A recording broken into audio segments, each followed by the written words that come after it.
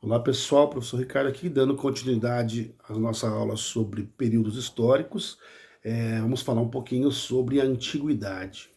O início da história, segundo a classificação tradicional da historiografia.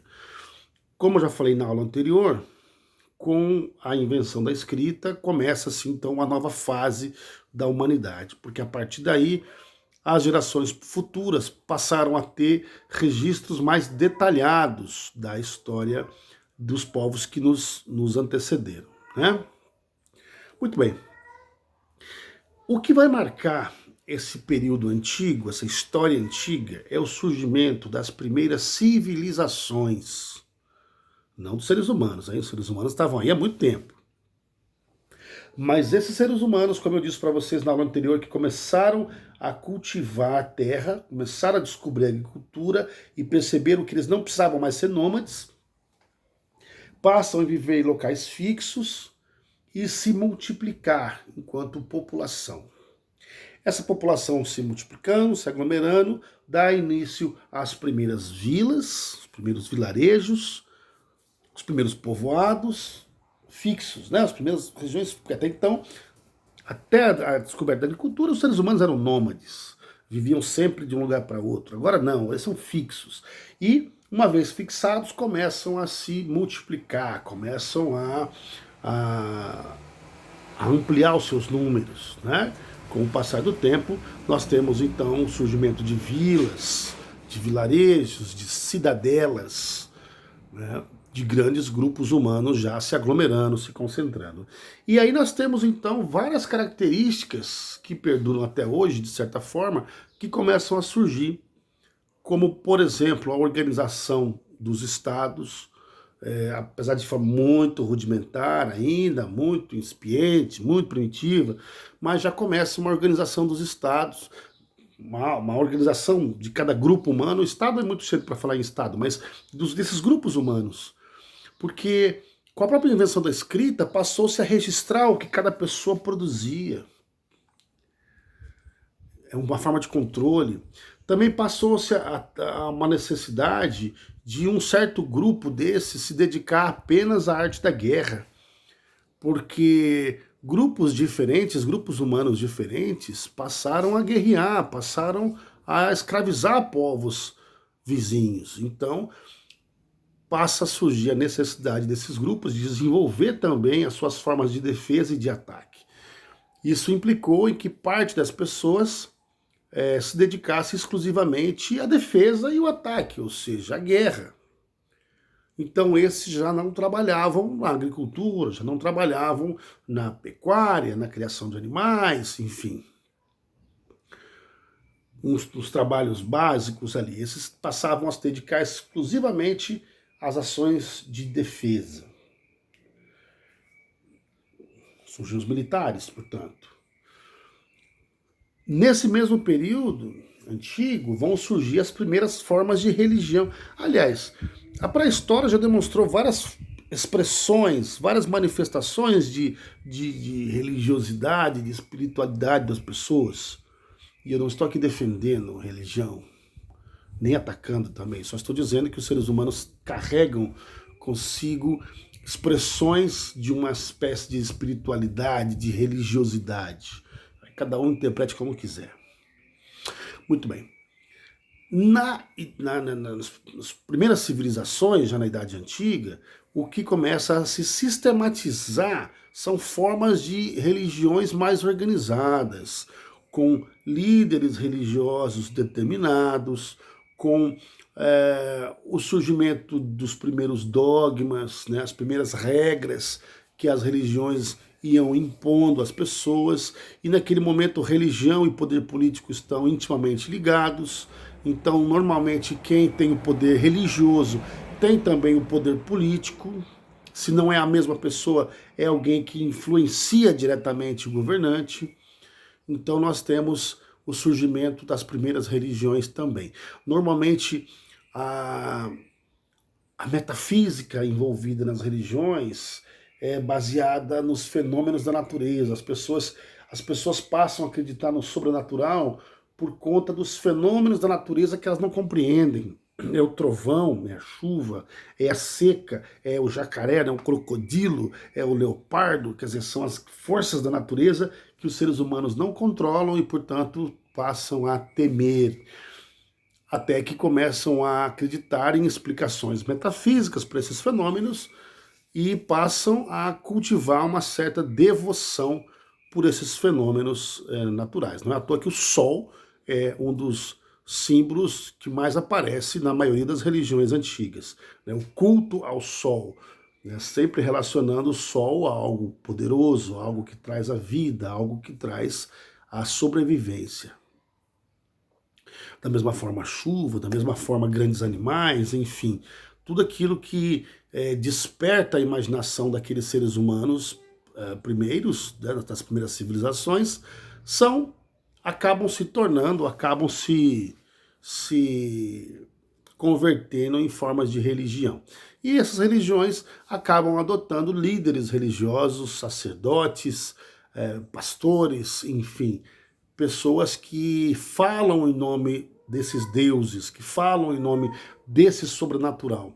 Eu digo deuses porque uma característica muito forte da época é o politeísmo, ou seja, a existência de muitos deuses naquelas culturas. Por exemplo, os egípcios, por exemplo, os gregos, por exemplo, os romanos, foram sociedades que por muito tempo adotaram vários tipos de deuses diferentes, acreditavam em vários tipos de deuses diferentes, né? Politeísmo. Diferente do que o próprio Império Romano passou a adotar depois de um tempo, e que nós vivemos até hoje, que é uma espécie de monoteísmo, a existência de um só Deus.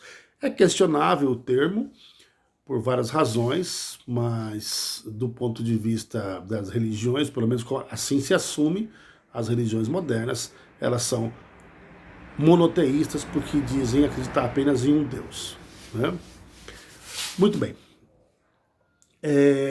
Então nós temos o surgimento das primeiras forças militares, nós temos o surgimento das primeiras religiões, nós temos o surgimento das primeiras leis, porque esses dogmas religiosos, muitas vezes relacionados à vida cotidiana das pessoas, acabam se tornando também leis que elas têm que cumprir, que cada elemento, cada indivíduo daquela sociedade acaba tendo que se submeter. E se nós formos fazer uma comparação com o que são os 10 mandamentos cristãos, vocês vão ver que são normas para a conduta de uma sociedade. Quando você fala para não matar, quando você fala para não roubar, quando você fala para se esconder no adultério, quando você fala para respeitar a mãe, enfim. Os dogmas religiosos, eles vão surgindo como formas de estabelecer um controle e uma organização àquelas sociedades, né? Nem sempre não são exatamente esses que eu citei aqui do cristianismo, mas outras normas de conduta que foram surgindo na antiguidade com esse propósito de manter um controle, manter uma organização, manter a sociedade de certa forma organizada, né? Civilizada. São as primeiras civilizações. O mundo antigo também é um mundo permeado por guerras, muitas guerras, guerras de expansão, um vilarejo que ataca o outro e vai anexando novos territórios, vai se ampliando, vai se tornando cada vez mais poderoso, escravizando povos que são derrotados, ao mesmo tempo que você tem impérios surgindo, de tantas conquistas, você tem impérios surgindo. Vamos citar aqui o Império Persa, vamos citar com Dário, vamos citar aqui o Império de Alexandre Magno, Alexandre o Grande, filho de Filipe II, este era grego. O grande Império Romano, né? E vários outros impérios, Gengis Khan, o grande Império de Gengis Khan no Oriente. Então, grandes impérios marcam o período da antiguidade, que nós chamamos de história antiga, né? E essa guerra toda expandem impérios, escravizam outros povos e caracterizam, marcam também, então, o nosso período antigo. O mais famoso de todos, como eu já acabei de citar aqui, o Império Romano. E é justamente a queda desse Império Romano que marca o final da Antiguidade, né?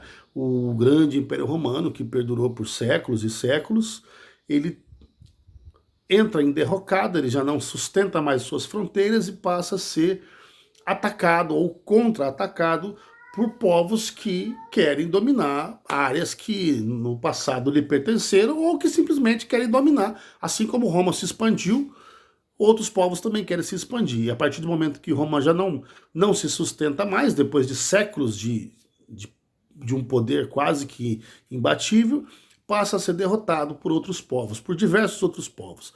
Esses outros povos eram chamados pelos romanos de bárbaros, porque era uma forma dele caracterizar todo mundo que não era romano. Então, para o romano, quem não era romano era bárbaro.